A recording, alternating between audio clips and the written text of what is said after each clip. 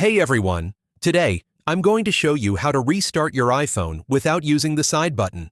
This is especially useful if your button is broken or unresponsive. Let's get right to it. First, open the Shortcuts app on your iPhone. Look at the top right corner and tap the plus icon to create a new shortcut. At the bottom of the screen, you'll see several options. Tap on Add Action. In the search bar, type Shutdown and select the Shutdown action.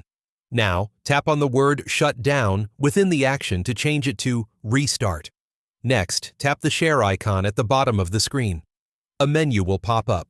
Select Add to Home Screen. Here, you can customize the shortcut's appearance.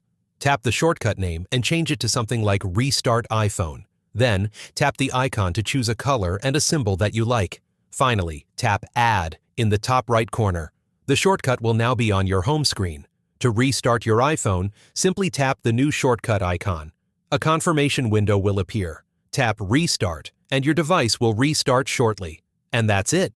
You've successfully created a shortcut to restart your iPhone without using the side button. If you found this helpful, give this video a thumbs up and subscribe for more iPhone tips and tricks. Thanks for watching.